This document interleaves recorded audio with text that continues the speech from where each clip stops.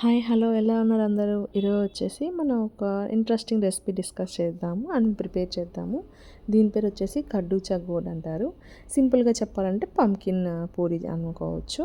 దీనికోసం మనము Indian pumpkin అయితే బాగుంటుంది, మంచి ఎల్లో కలర్లో వస్తుంది. డిస్కో పంకిన్ కాకుండా మంచిగా తొక్కు తీసి పక్కన పెట్టుకొని చాప్ చేసి పక్కన పెట్టుకోండి. ఇప్పుడు ఒక ప్యాన్ తీసుకొని అందులో 2 టేబుల్ స్పూన్ ఆఫ్ గీ చాలు. గీ వేడైనాక ముక్కలు వేసి మనం ఉడకబెట్టుకోవాలన్నమాట.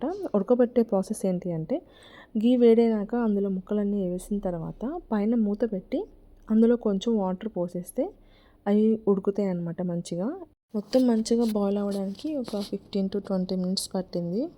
కంప్లీట్గా మనం పోర్క్ చేసినప్పుడు సాఫ్ట్గా అయిపోవాలి. ఇలా సాఫ్ట్గా అయిపోయిన టైంలో మనం బెల్లం వేసుకోవాలి. బెల్లం అనేది మనం టేస్ట్ తగ్గట్టు వేసుకోవచ్చు.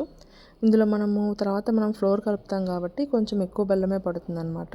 బెల్లం తర్వాత కొంచెం ఉప్పు అండ్ యాలకుల పొడి అండ్ శొంఠి పొడి కూడా వేయండి. ఇక్కడ క్లిప్పింగ్ మిస్ అయింది.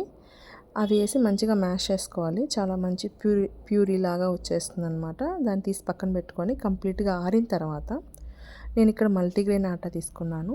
దాంతో మనం పూరీ పిండిలాగా మంచిగా ఒత్తుకోవాలి. వాటర్ ఏం పోయాల్సిన పని లేదు, ఆ వాటర్ సరిపోతుందన్నమాట. ఇప్పుడు మనం పూరీలాగా చేసేసుకొని ఆయిల్లో ఫ్రై చేసుకొని తీసేస్తే చాలా అంటే చాలా బాగుంటాయి. ఒక్కసారి ట్రై చేయండి, definitely worth of your trying అని చెప్తాను.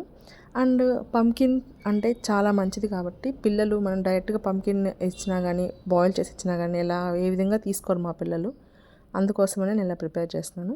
ఇది ఎక్కువ Maharashtra side, Kolhapur side prepare చేస్తారంట. I don't no.